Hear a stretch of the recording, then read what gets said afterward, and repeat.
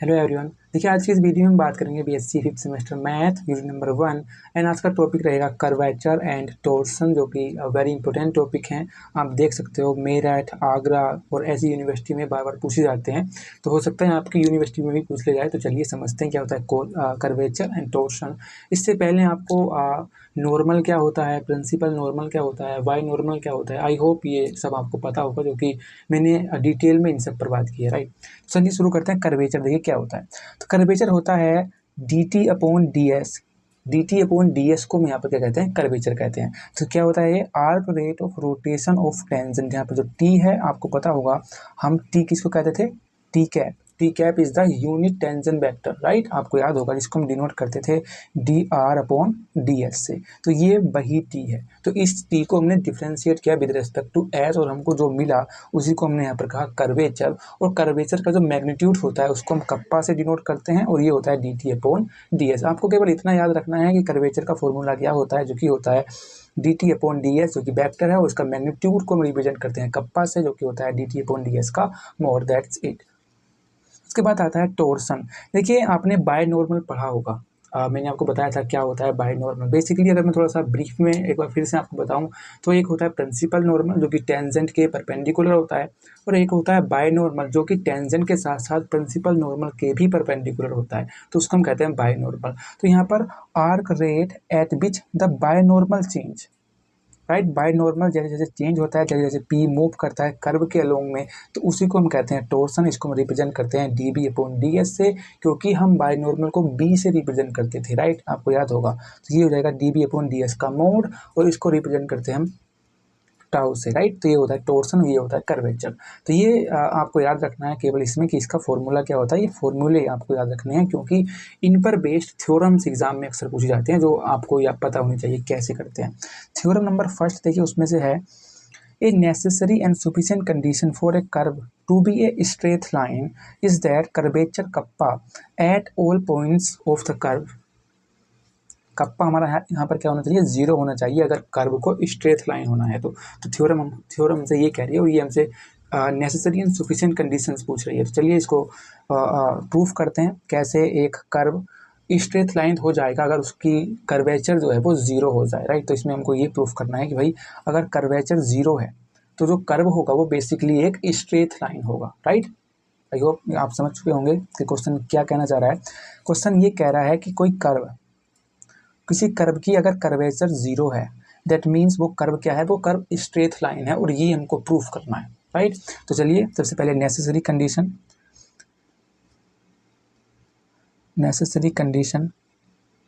देखिए। Necessary condition और sufficient condition अक्सर स्टूडेंट समझ नहीं पाते कि इसमें बेसिक डिफरेंस क्या होता है। बेसिक डिफरेंस ये होता है, नेसेसरी कंडीशन में जो हमसे पूछा गया है हम एग्जैक्टली वही करते हैं। जैसे हमसे इसने कहा कि भाई अगर कोई कर्व है उसको स्ट्रेट लाइन होना है तो कप्पा को जीरो होना पड़ेगा, तो हम बेसिकली इसमें कप्पा जीरो प्रूफ करेंगे। जबकि सफिशिएंट कंडीशन में हम कप्पा को जीरो मानेंगे और तब हम ये प्रूफ करेंगे कि भाई वो एक स्ट्रेट लाइन होगा। तो उसमें सफिशिएंट कंडीशन हम उल्टा करते हैं। तो लेट्स से नेसेसरी कंडीशन क्या करेंगे हम इसमें, let curve to be a straight line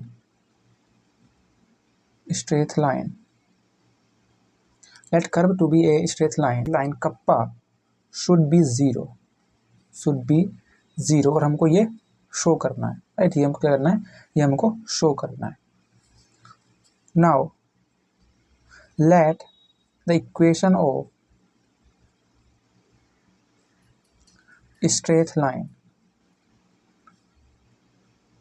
आपने इक्वेशन ऑफ स्ट्रेट लाइन पढ़ी होगी पिछली कक्षा में, जो कि होती थी y is equal to M X plus C. हमारे केस में ये हो जाएगी r is equal to M X के स्थान पर हम यहाँ पर लिखेंगे C S plus D, right. r is equal to C S plus D, इस तरह से हम यहाँ पर इसको लिखेंगे r is equal to C S plus D. तो हमारा यहाँ पर ये हो जाएगा r is equal to C S plus D, जहाँ पर c where c and d ये दोनों हमारे यहाँ पर क्या हो जाएंगे, कांस्टेंट हो जाएंगे।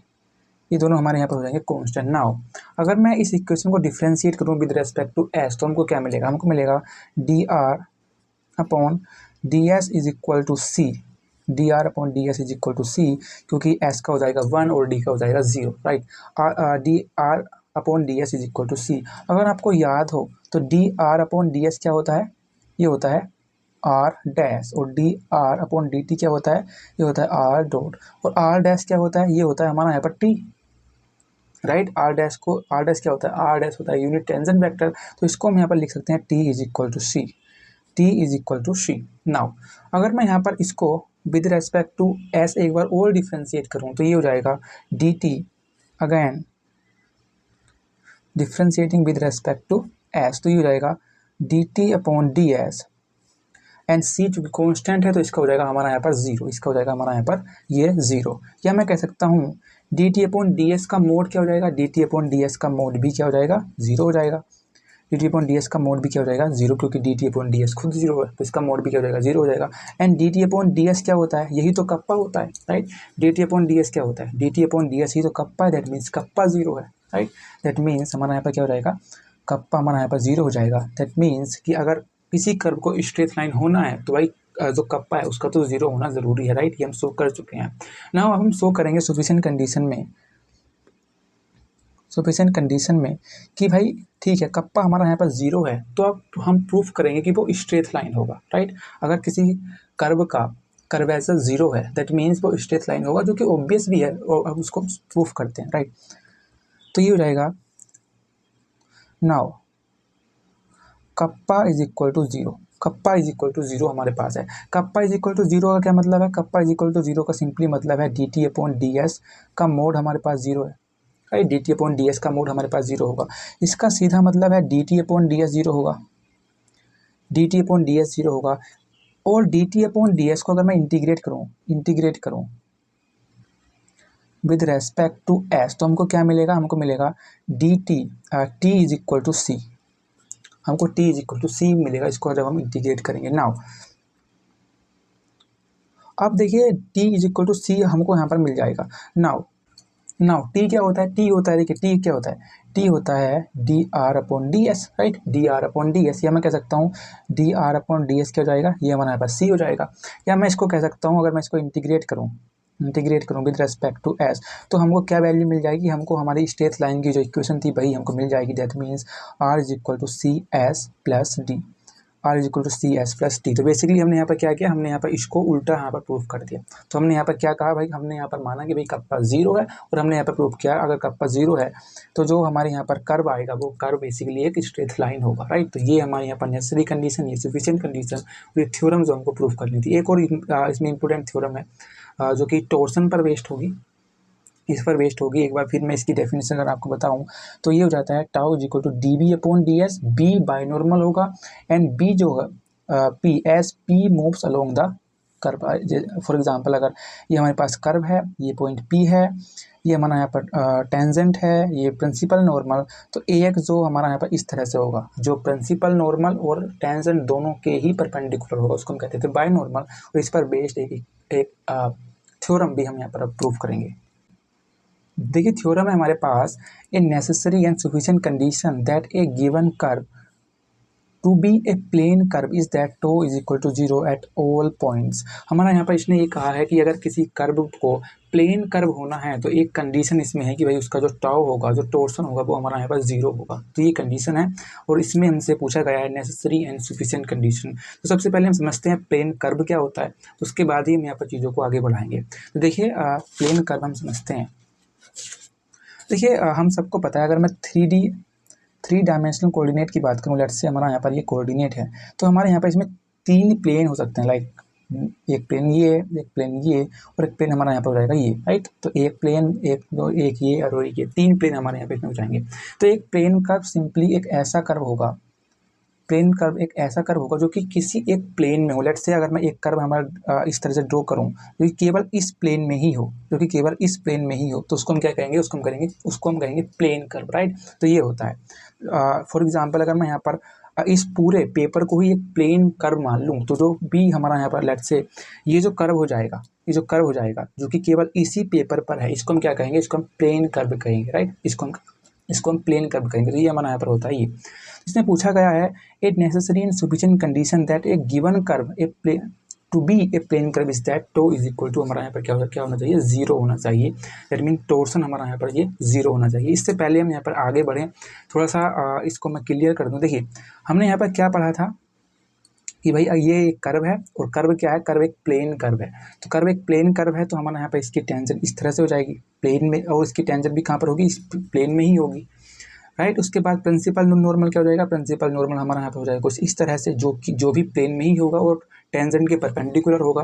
वाई नॉर्मल क्या हो जाएगा, वाई नॉर्मल हमारा यहाँ पर हो जाएगा जो टेंजेंट एंड जो प्रिंसिपल नॉर्मल है इन दोनों के परपेंडिकुलर इस तरह से। तो ये जो हमारा यहाँ पर हो जाएगा इस तरह से, ये क्या हो जाएगा, ये हमारा यहाँ पर हो जाएगा बाई नॉर्मल। ये हो जाएगा बाई नॉर्मल जो कि टेंजेंट के और प्रिंसिपल नॉर्मल दोनों के परपेंडिकुलर है। आप देख सकते हो इसके भी और इसके भी।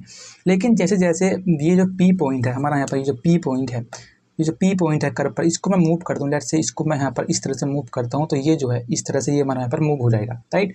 टेंजेंट भी और जो प्रिंसिपल नॉर्मल है दोनों हमारे यहाँ पर चेंज होगी। जैसे जैसे पी चेंज होगा, लेट से पी हमारा यहाँ पर इस तरह से है, तो ये हमारा यहाँ पर इस तरह से हो जाएगा। लेकिन क्या बाय नॉर्मल चेंज होगा, क्या जो बाय नॉर्मल है वो हमारा यहाँ पर हमेशा एक ही डायरेक्शन में रहने वाला है, राइट। तो पी पर जैसे जैसे हम पी पॉइंट को कर्व पर मूव करते हैं, जो टेंजेंट है जो प्रिंसिपल नॉर्मल है वो तो चेंज होंगे, लेकिन क्या जो बाय नॉर्मल है वो चेंज होगा, क्या वो चेंज नहीं होगा, क्योंकि वो हमारा यहाँ पर इस तरह से रहेगा।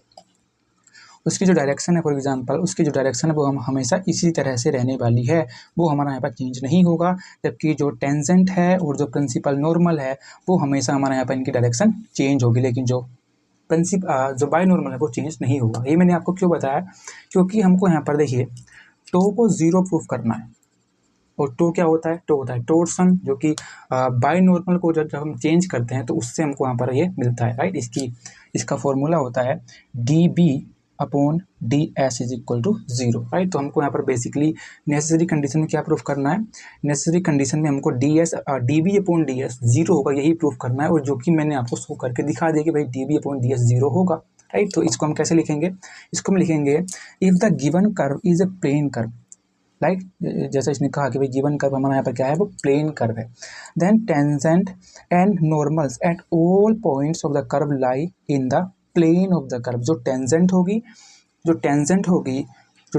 होगी और जो प्रिंसिपल नॉर्मल होगा वो दोनों कहाँ लाई करेंगे, इसी प्लेन पर लाई करेंगे, जैसे आप देख सकते हैं, क्योंकि ये प्लेन कर्व है, राइट। प्लेन कर्व में जो टेंजेंट होगी और जो प्रिंसिपल नॉर्मल होगा वो इसी पेपर पर लाई करेंगे, दैट मीन्स इसी प्लेन पर लाई करेंगे, lie in the plane of the curve, then the unit y normal b is constant at all points of the curve coincide with the plane of the curve, then जो by normal हो जाएगा वो हमारा यहाँ पर क्या हो जाएगा, वो हमारा यहाँ पर कांस्टेंट हो जाएगा। ये कांस्टेंट क्यों हुआ, क्योंकि ये प्लेन पर है, अगर ये प्लेन पर नहीं होता तो वो कांस्टेंट नहीं होता, राइट। ये कांस्टेंट है क्योंकि ये प्लेन पर हम बात कर रहे हैं। The unit y normal b is constant at all points of the curve coincide with the plane of the curve, that means db upon D S हमारा यहाँ पर क्या हो जाएगा, D B upon D S हमारा यहाँ पर zero हो जाएगा, बिकॉज बी इज कॉन्स्टेंट। और बी क्या है, बी हमारा यहाँ पर बाय नॉर्मल है, बाय नॉर्मल कॉन्स्टेंट होगा। कॉन्स्टेंट को जब हम with respect to X S differentiate करेंगे तो ये हो जाएगा हमारा यहाँ पर D B upon D S हमारा यहाँ पर क्या हो जाएगा, जीरो हो जाएगा। That means D B upon D S का जो मोड होगा वो भी हमारा यहाँ पर जीरो हो जाएगा, और D B upon D S का मोड का सिंपली मतलब है कि टो हमारा यहाँ पर क्या हो जाएगा, जीरो हो जाएगा। और यही हमको हमारा यहाँ पर प्रूफ करना था नेसेसरी कंडीशन में। नाउ सफिशिएंट कंडीशन क्या होगी, सफिशिएंट कंडीशन हमारे यहाँ पर हो जाएगी, हमको यहाँ पर ये मानना है कि लेट्स से टो हमारा यहाँ पर जीरो है, और हमको ये अब प्रूफ करना होगा कि जो कर्व होगा वो प्लेन में होगा, राइट। ये हमको यहाँ पर प्रूफ करना है। अब यहाँ पर tau is equal to zero का सिंपली मतलब हो जाएगा कि D B upon D S का मोड जीरो होगा, right. D B upon D S का मोड जीरो होगा, या सिंपली मतलब हो जाएगा कि भाई D B upon D S हमारा यहाँ पर जीरो होगा, या मैं कह सकता हूँ जो बी है वो हमारा यहाँ पर क्या होगा, कॉन्स्टेंट होगा। बी हमारा यहाँ पर क्या हो जाएगा, बी हमारा यहाँ पर क्या हो जाएगा, कांस्टेंट हो जाएगा, बी हमारा यहाँ पर कांस्टेंट हो जाएगा। नाउ अगर मैं यहाँ पर कहूँ बी इज इक्वल टू सी, और मैं यहाँ पर इसमें टी जो हमारा यहाँ पर होता है, टी जो कि हमारा यहाँ पर यूनिट टेंजेंट वेक्टर है, उसका क्रॉस प्रोडक्ट यहाँ पर करूँ तो देखिए क्या मिलेगा, बी डॉट टी हमारा यहाँ पर क्या हो जाएगा, जीरो हो जाएगा। अब ये कैसे होगा, देखिए बी डॉट टी जीरो कैसे हुआ, ये हमारा यहाँ पर कर्व, ये टेंजेंट, और ये हमारा यहाँ पर प्रिंसिपल नॉर्मल, राइट, और ये हमारा यहाँ पर बाय नॉर्मल। तो ये जो टेंजेंट है जो कि टी है, राइट, ये वाला टी, और ये जो बी है, ये बी और ये टी, इसमें आप देख सकते हो 90 डिग्री है। एंड बी टी क्या हो जाएगा, ये हो जाएगा B T cos theta. Theta क्या है, थीटा 90 है, that means cos 90 that is 0, and B T 0 हो जाएगा, राइट। तो बी टी इस तरह से हमारा यहाँ पर ये 0 हो जाएगा, या मैं इसको कह सकता हूँ बी टी क्या होता है, टी होता है D R upon D S, ये होता है टी, ये इसके स्थान पर मैं लिख सकता हूँ D R upon D S is equal to 0, या मैं लिख सकता हूँ B dot D R is equal to 0। अगर मैं इसको इंटीग्रेट करूँ तो ये हमारा यहाँ पर हो जाएगा B dot R is equal to 0, B dot R is equal to 0, और एक प्लेन जिसमें एक हमारा यहाँ पर इस तरह से एक नॉर्मल है जो कि बी है, उसकी इक्वेशन क्या होती है, उसकी इक्वेशन हमारे यहाँ पे होती है B dot R is equal to 0, और यही क्या है, यही हमको प्रूफ करना था। ये इक्वेशन है प्लेन कर्व की, राइट, ये इक्वेशन होती है हमारे यहाँ पर प्लेन कर्व की, जिसमें एक नॉर्मल कुछ इस तरह से होता है जो कि हमारे केस में बी है, बाय नॉर्मल है। तो ये था necessary and sufficient condition. I hope आपको टॉपिक आसान लगा होगा और समझ में आया होगा। So that's all.